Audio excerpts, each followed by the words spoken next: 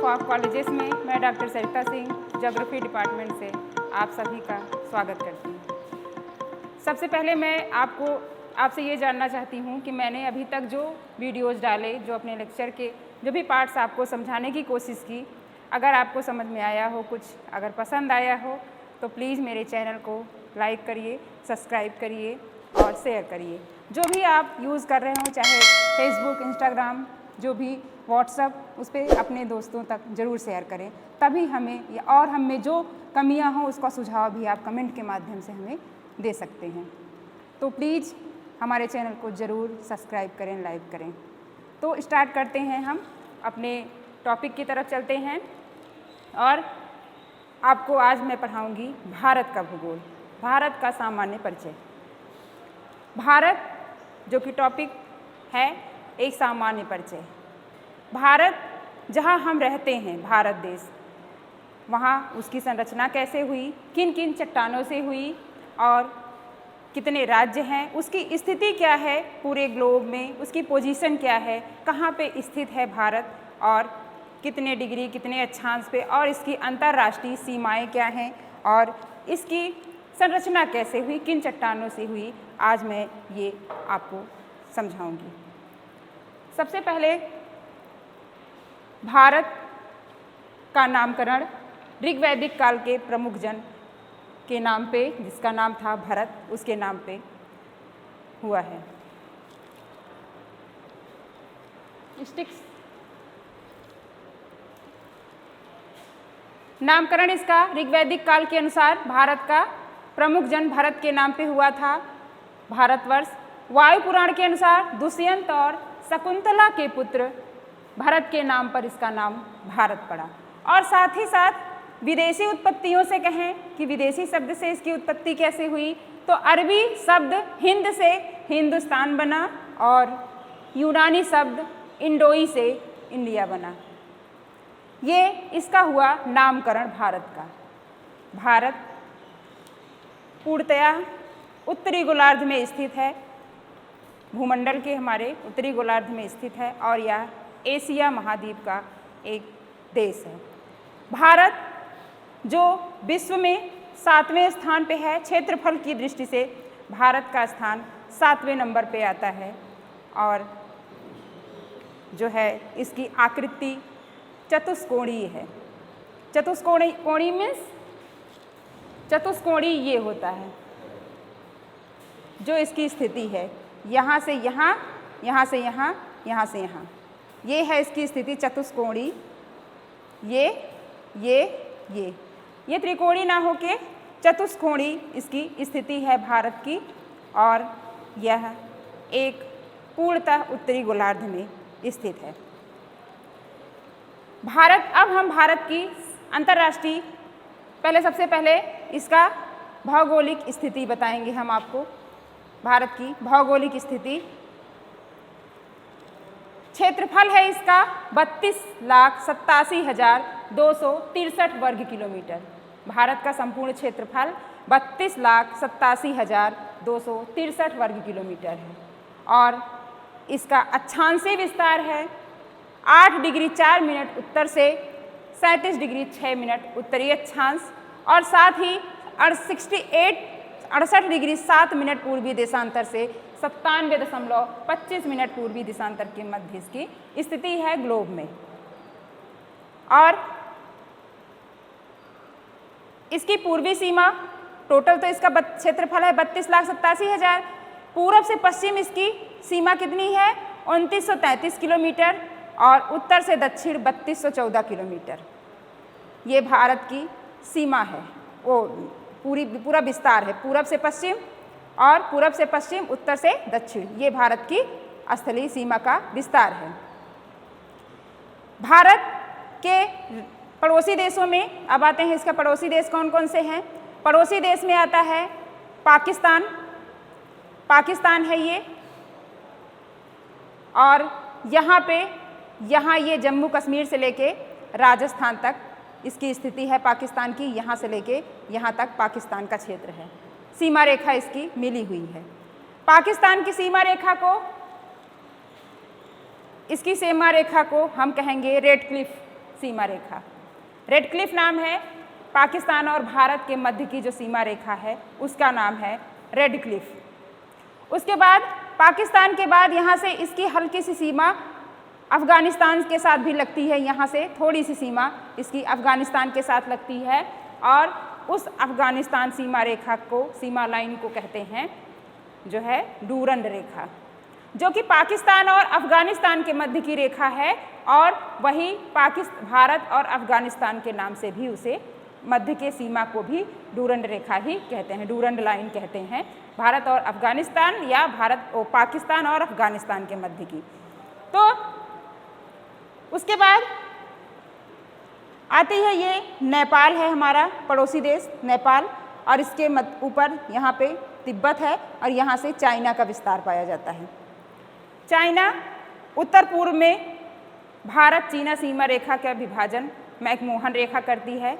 उत्तर पूर्व में यहाँ चाइना है, पूरा ये क्षेत्र चाइना का है जो भूटान के पूर्व में है। यहाँ भूटान है और यहाँ भूटान के पूर्व में चाइना है। अब ये चाइना और भारत के मध्य की जो सीमा रेखा है उसे मैकमोहन रेखा कहा जाता है, क्योंकि जिस समय 1914 में शिमला में सम्मेलन किया गया था इसके निर्धारण के लिए, सीमा की निर्धारण के लिए, सीमा बंटवारे के लिए 1914 में शिमला में जब इसका सम्मेलन हुआ था, तो इस सम्मेलन में भारत का जो प्रतिनिधित्व कर रहे थे वो तत्कालीन भारत मंत्री आर्थर हेनरी मैकमोहन ने किया था। इसीलिए इस रेखा को, इस सीमा रेखा को मैकमोहन लाइन कहा जाता है। चूँकि उस समय के मंत्री थे भारत के तत्कालीन आर्थर मैकमोहन, हेनरी है मैकमोहन, तो उन्हीं के नाम पे चाइना और भारत की मध्य की रेखा का नाम पड़ा था मैकमोहन रेखा। और भारत पाकिस्तान के red Cliff, Bharat Afghanistan Durand. उसके बाद फिर भारत की अगला जो पड़ोसी देश है वो है बांग्लादेश। ये है बांग्लादेश, भारत का पड़ोसी देश जो है, जो यहाँ से अपनी सीमा रेखा पूरा यहाँ से क्षेत्र में बसा हुआ है, पूरा ये क्षेत्र कवर किए हुआ है बांग्लादेश। और भारत की सबसे ज़्यादा स्थलीय सीमा अगर किसी देश से लगती है तो वो है बांग्लादेश। बांग्लादेश से भारत की सबसे ज़्यादा सीमा लगती है। कुल मिला के इसकी, बांग्लादेश की सीमा रेखा की पूरी लंबाई है 4096.7 किलोमीटर, 4096.7 किलोमीटर सीमा रेखा भारत से साझा करती है। और अन्य देशों की सीमा रेखा जैसे चीन की है 3488 किलोमीटर, पाकिस्तान की है 3323 किलोमीटर और नेपाल की है 1751 किलोमीटर और म्यांमार की है 1643। अगला ये है पड़ोसी देश है म्यांमार। म्यांमार अगला पड़ोसी देश है, इसकी जिसकी सीमा रेखा है 1643 किलोमीटर लंबाई है इसकी, भारत से लगी हुई है। और भूटान 699 है तथा अफ़गानिस्तान 106। भूटान 699 है, भूटान भी कम है, लेकिन सबसे कम जो यहाँ से टच होता है हमारा 106 किलोमीटर अफ़गानिस्तान की है। तो भारत की सबसे कम सीमा रेखा किसके साथ जुड़ी हुई है? अफ़गानिस्तान के साथ। उसके पहले भूटान, तो सबसे ज़्यादा बांग्लादेश, सबसे ज़्यादा जो सीमा साझा करती है जो लाइन वो है बांग्लादेश।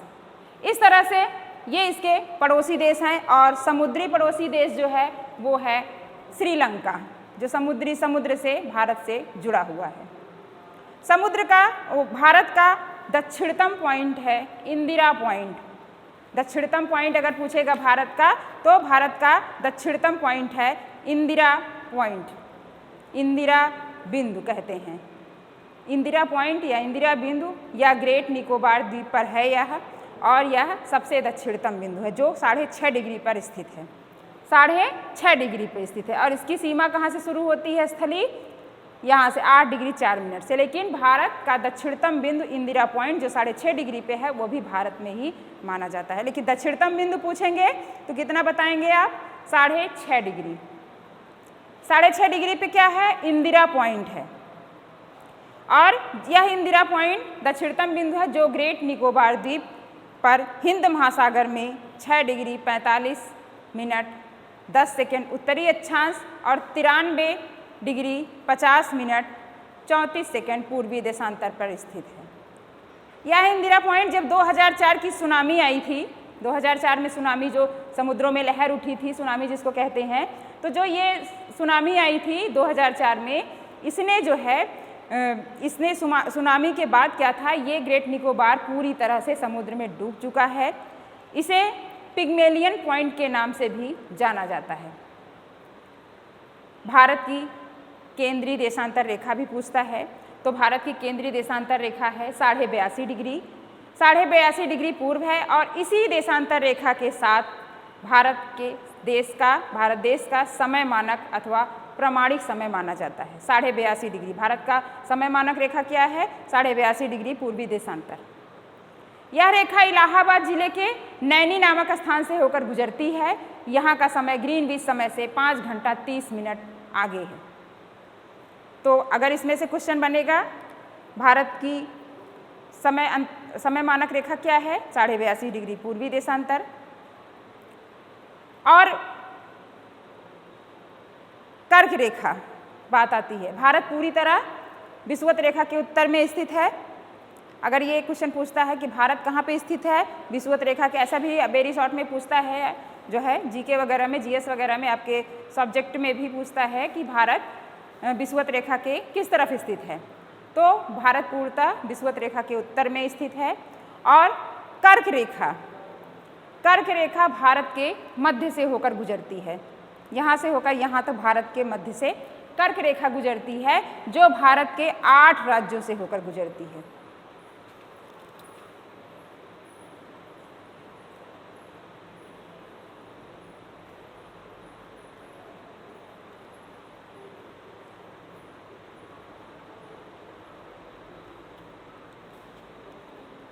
ये है कर्क रेखा, भारत के मध्य से होकर गुजरती है, जो भारत के 8 राज्यों से मैंने आपको बताया होकर गुजरती है, जिसमें मैंने आपको बताया गुजरात है ये, राजस्थान, मध्य प्रदेश, छत्तीसगढ़, झारखंड, पश्चिम बंगाल, त्रिपुरा, मिजोरम, ये 8 ऐसे राज्य हैं जहाँ से होकर भारत की कर्क रेखा गुजरती है। तो ये थे भारत की कर्क रेखा 23.5 डिग्री की रेखा को भारत के मध्य से होकर गुजरती है, जो 23.5 डिग्री रेखा को हम कर्क रेखा के नाम से जानते हैं। अब यदि भारत कर्क रेखा के स्थान पर विषुवत रेखा होती जो भारत के मध्य से गुजरती, तो यहाँ की जलवायु विषुवत रेखी होती। तब यहाँ पर अधिक ताप एवं अधिक वर्षा होती, क्योंकि सूर्य की किरणें विषुवत रेखा पर सीधी पड़ती हैं। इसी के कारण वहाँ पे विषुवत रेखा पे गर्मी अत्यधिक पड़ती है और साथ ही प्रतिदिन संवहनीय वर्षा होती है। विषुवत रेखा के पास अत्यधिक ताप रहता है ना, क्यों? क्योंकि सूर्य की किरणें हमेशा सीधी पड़ती हैं। वहाँ उत्तरायण होती हैं तब भी, दक्षिणायन होती हैं तब भी, लंबवत चमकती हैं सूर्य की किरणें विषुवत रेखा पे। तो अगर भारत विषुवत रेखा के पास होता तो वो अलग बात है, वहाँ की भारत की जलवायु जो मानसूनी जलवायु है वो विषुवत रेखी जलवायु होती। लेकिन भारत के मध्य से कर्क रेखा गुजरती है और भारत विषुवत रेखा से 8 डिग्री 4 मिनट ऊपर है।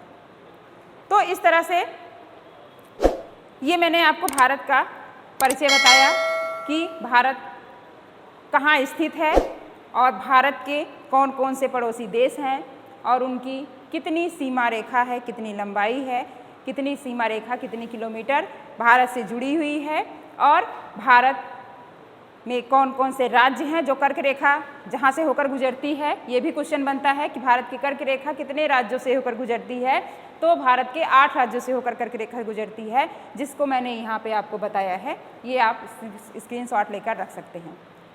ये नोट्स आप स्क्रीनशॉट ले सकते हैं, ये इस तरह से आप एग्ज़ाम में लिख भी सकते हैं भारत का परिचय अगर आएगा तो। अब हम बात करेंगे पूरे भारत को कितने प्रदेशों में बांटा गया है। पूरे भारत, हमारा जो भारत है उसकी संरचना कैसे हुई है, इसकी बात अब हम करेंगे कि संपूर्ण भारत, चूँकि भारत तो विविधताओं का देश कहा जाता है, भारत में एक समान ना तो जलवायु है, ना तो एक समान भारत की संरचना है। कहीं पे अगर ऊंचे पठार हैं तो कहीं पे गर्त भी हैं। अगर एवरेस्ट की चोटी है, K2 की चोटी है, तो वहीं पे गर्त भी है। मेरियाना गर्त तो प्रशांत महासागर में है, तो वहीं पे जो है रिफ्ट घाटी भी है, भ्रंश घाटी भी है, तो समुद्र तटीय क्षेत्र भी हैं, मैदानी क्षेत्र भी हैं। तो इस संपूर्ण भारत को हम डिवाइड करते हैं। भारत को डिवाइड किया गया है, संपूर्ण भारत को भौतिक प्रदेशों में बांटा गया है। ये भौतिक प्रदेश हैं, भारत के प्राकृतिक प्रदेश या भौतिक प्रदेश कह सकते हैं। इनको 1, 2, 3, 4 4 भागों में बांटा गया है। अब ये पहला है उत्तरी पर्वतीय प्रदेश, और इनका परसेंट कितना है? भारत का 11% भाग पर्वतीय है, 18% भाग पहाड़ी है, 28% भाग पठारी है और 43% भाग मैदानी है। 11% भाग मैंने आपको बताया पर्वतीय है, ये पर्वतीय क्षेत्र, और ये 18% भाग इसका पहाड़ी है और 28% भाग इसका जो है वो पठारी है और 43% भाग मैदानी है, जहां हम लोग निवास करते हैं। और ये है चौथा समुद्र तटीय मैदान। उत्तर का पर्वतीय क्षेत्र ये है, दूसरा है मध्यवर्ती मैदान जिसे सिंधु गंगा का मैदान भी कहते हैं, और ये चौथा है दक्षिण का पठार, और तीसरा है दक्षिण का पठार, और चौथा है ये हमारा समुद्र तटीय मैदान। ये समुद्र तटीय मैदान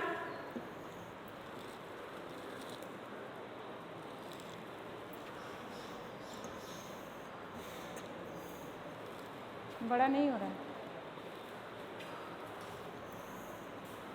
जाने दीजिए।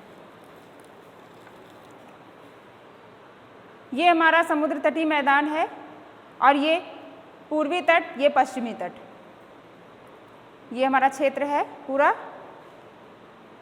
ये आप देख पा रहे हैं, ये पहला है पर्वतीय क्षेत्र, नीचे करिए, ये है पर्वतीय क्षेत्र, ये है मैदानी क्षेत्र, ये है पठारी क्षेत्र, ये भी पर्वतीय क्षेत्र है। मैंने यहाँ पे वो इंडेक्स बनाया है, ये पर्वतीय क्षेत्र उत्तर का।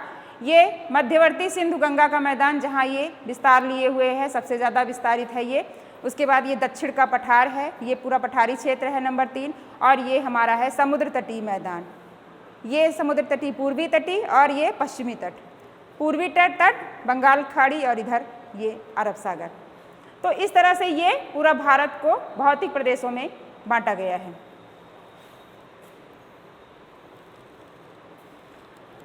अब ये आता है नंबर 1 उत्तरी पर्वतीय प्रदेश।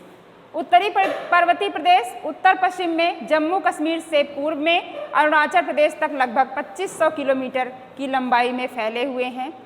इन पर्वत श्रेणियों का उत्तर से दक्षिणी तरफ ये क्रम है।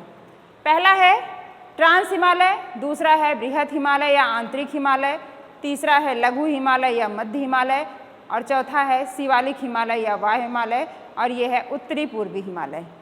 ये इतने क्षेत्रों में इसको बांटा गया है, पूरे हिमालय क्षेत्र को, पूरे पर्वतीय क्षेत्र को विस्तृत किया गया है।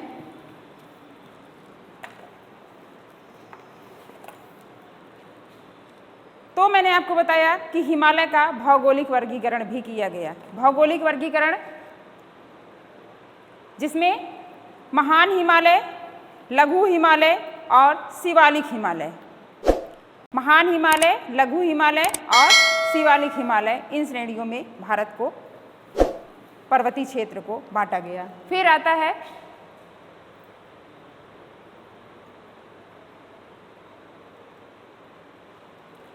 मध्यवर्ती मैदान। मध्यवर्ती मैदान, इसका निर्माण कैसे हुआ? सिंधु, गंगा, ब्रह्मपुत्र व उनकी सहायक नदियों द्वारा लाए गए अवशेषों के निक्षेपण से इसका निर्माण हुआ है।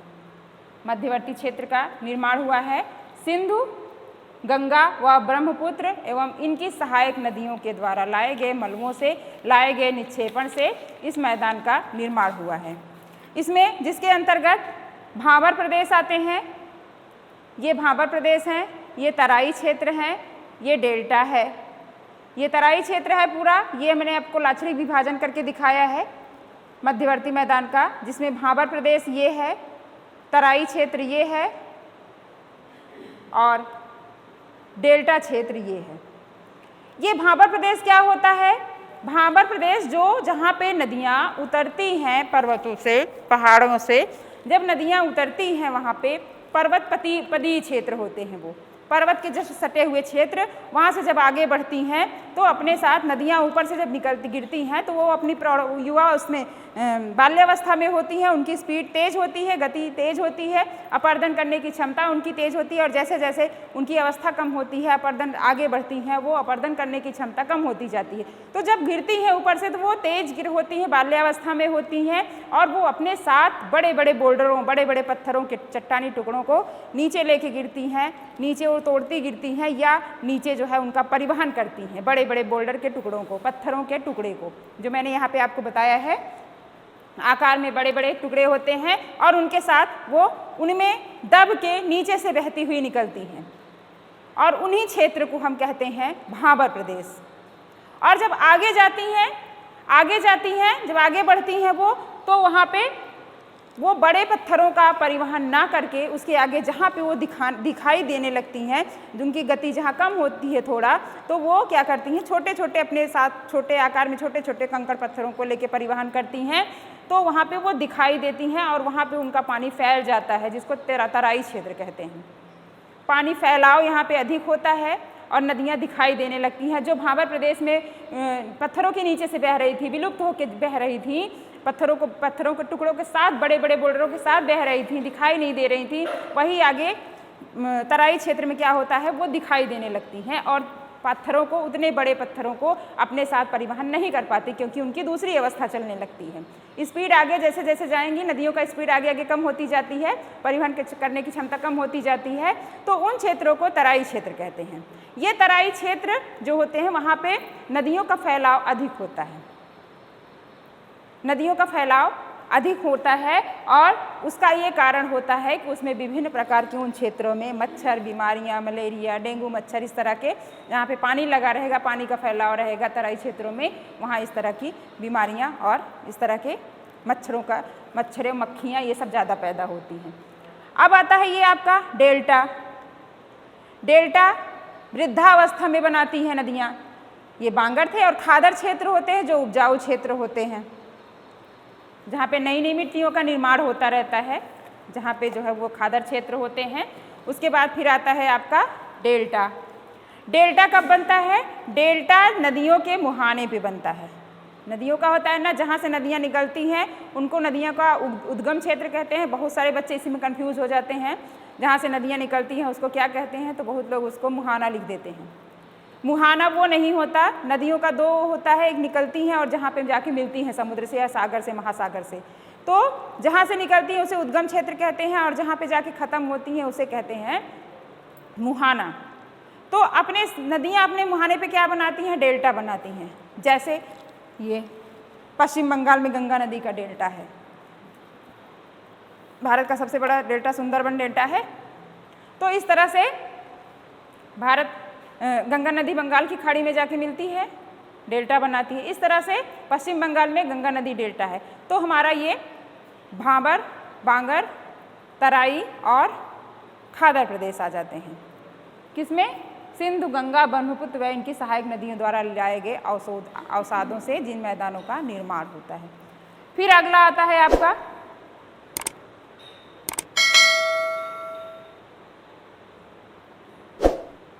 दक्षिण का पठार। तीसरा आता है आपका दक्षिण का पठार। इसकी औसत ऊंचाई कितनी है? 600 से 900 मीटर। ये अनियमित त्रिभुजाकार आकृति वाला भूखंड है। ढाल इसका है पश्चिम से पूर्व और बंगाल की खाड़ी में गिरने वाली इसकी नदियां हैं। इस दक्षिण के पठार से जो नदियां निकलती हैं वो बंगाल की खाड़ी में गिरती हैं कुछ, और कुछ अरब सागर में गिरती हैं। यहाँ से बंगाल की खाड़ी में जो नदियाँ गिरती हैं उसमें है आपका, जो दक्षिण के पठार से निकलती हैं उसमें आपका है महानदी, गोदावरी, कृष्णा, कावेरी। और जो अरब सागर में गिरती हैं वो हैं नर्मदा व ताप्ती नदियाँ। ये जो है अरब सागर में गिरती हैं और ये यहाँ दक्षिण के पठार से निकलती हैं। फिर आता है आपका प्रमुख पठार। इस दक्षिण के पठार के जो प्रमुख पठार हैं वो है मालवा का पठार, बुंदेलखंड का पठार, छोटा नागपुर का पठार, दनकारे का पठार, मेघालय का पठार। ये इतने पठार हैं, मालवा का पठार, बुंदेलखंड का पठार, छोटा नागपुर का पठार और दनकारे का पठार और मेघालय का पठार। ये इस दक्षिण पठार के प्रमुख पठार हैं और इसकी पर्वत श्रृंखलाएं हैं विंध्य श्रेणी, विंध्याचल श्रेणी, सतपुड़ा श्रेणी, नीलगिरी श्रेणी, अन्नामलाई श्रेणी। ये इसकी पर्वत श्रेणियां हैं दक्षिण के पठार की, जो मैंने आपको इसमें दिखाया है, बताया है। अब इसी क्रम में आगे बढ़ते हुए हम आपको चौथा ले आते हैं। चौथा बताते हैं आपको समुद्र तटीय मैदान। समुद्र तटीय मैदान जो कि मैंने आपको बताया कहाँ से कहाँ तक था,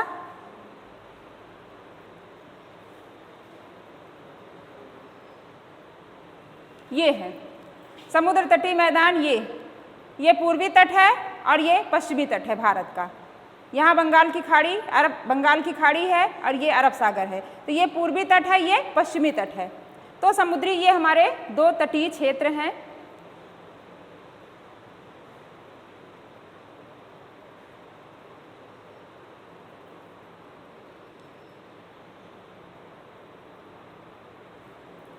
पश्चिमी घाट पे क्या है, तट क्या होता है, जहाँ पे समुद्री सीमा खत्म हो और स्थलीय सीमा खत्म हो और समुद्री सीमा शुरू हो, उन दोनों के मिलन बिंदु को तटीय क्षेत्र कहते हैं। तो तटीय क्षेत्र में क्या कौन कौन से आएंगे, अरब सागर के किनारे जितने राज्य स्थित हैं वो तटीय क्षेत्र हैं और इधर बंगाल की खाड़ी की तरफ वो तटीय क्षेत्र हैं। तो हमारे पश्चिमी घाट में कौन कौन सा आएगा, गुजरात आएगा जिसे कोकण तट कहते हैं, कोकण मालाबार तट, ये गुजरात के क्षेत्रों में आएगा। और ये पूर्वी घाट उत्तरी सरकार व कोरोमंडल तट के नाम से इसे जानते हैं। तो पूर्वी हमेशा ये पूछता है क्वेश्चन कि कोकण तट किस तट के तरफ है, पश्चिमी या पूर्वी। तो पश्चिमी घाट की तरफ कोकण तट, मालाबार तट और गुजरात, ये पूरा एरिया आएगा हमारा पूर्वी तट। जो हमारा ये एरिया था ये आएगा कोकण तट, ये पूरा गुजरात से लेके पूरा इधर का एरिया। और ये आएगा हमारा पूर्वी घाट, पूर्वी घाट में जिसे उत्तरी सरकार कहते हैं और कोरोमंडल कहते हैं। उत्तरी सरकार, कोरोमंडल, ये पूर्वी घाट था हमारा। अब आते हैं भारत की, ये हुए भारत की तट। अब आता है भारत के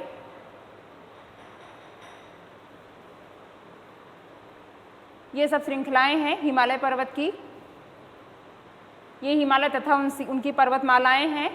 ये पूर्वी हिमालय का पूरा एवरेस्ट शिखर, भूटान, ब्रह्मपुत्र, गारो, खासी, जयंतिया की पहाड़ी, ये आता है भारत का प्रमुख दर्रे, जो मैंने यहाँ पे आपको बताए हैं, दिखाए हैं भारत के प्रमुख दर्रे। इनमें इनके अंतर्गत मैंने यहाँ पे नंबरिंग किया है।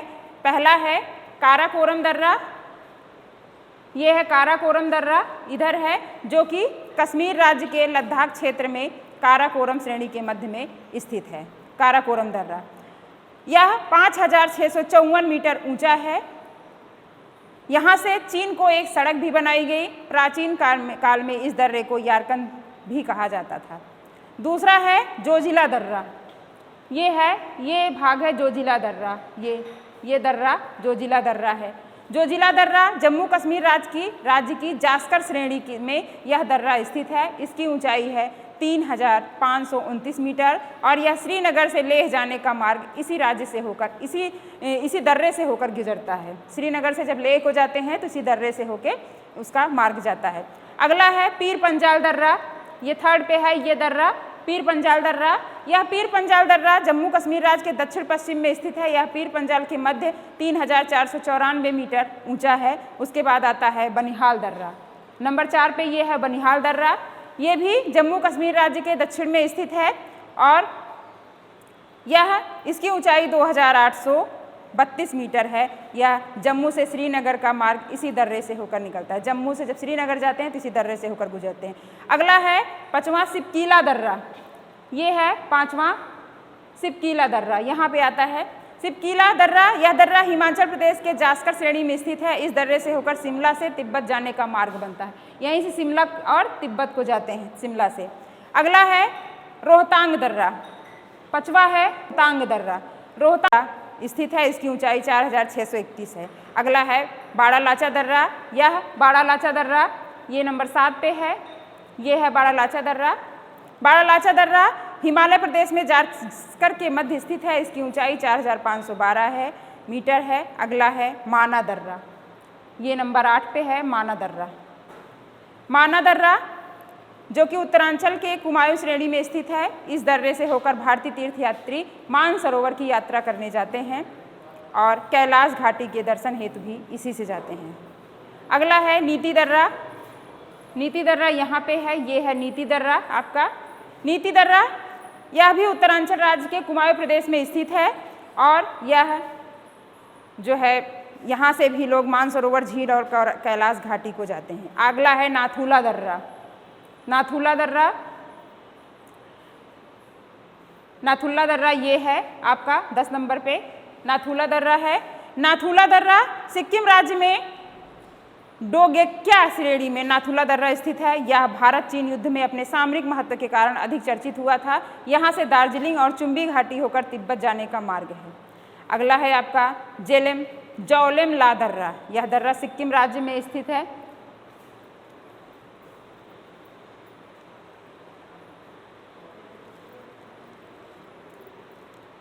यह दर्रा सिक्किम राज्य में स्थित है और भूटान जाने वाला मार्ग इसी दर्रे से होकर गुजरता है। यहाँ से दार्जिलिंग और चुम्बी घाटी, यहाँ से भी दार्जिलिंग और चुम्बी घाटी जा सकते हैं।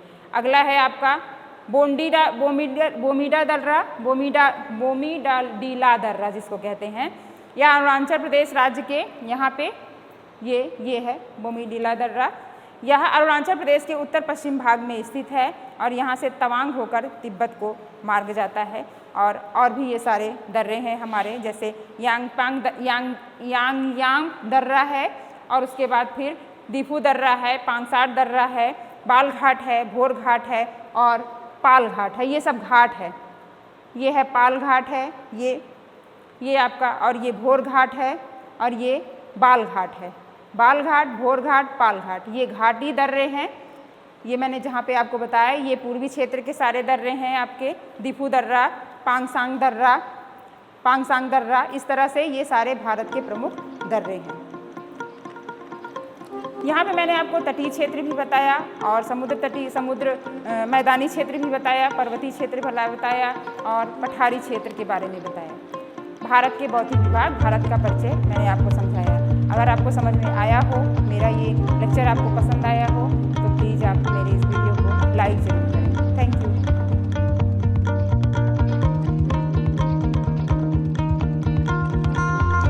इस वीडियो को अपने दोस्तों के साथ ज़रूर शेयर कीजिए। अगर इस टॉपिक पर आपके कोई भी क्वेश्चन है तो नीचे कमेंट करके पूछिए, हम उत्तर देने का प्रयास करेंगे। और अगर आपने अभी तक हमारे चैनल को सब्सक्राइब नहीं किया है तो तुरंत सब्सक्राइब करिए, साथ ही बेल आइकन पर क्लिक करें ताकि आगे आने वाले सभी वीडियो आप तक पहुंचते रहें और आप हमसे यूं ही जुड़ें।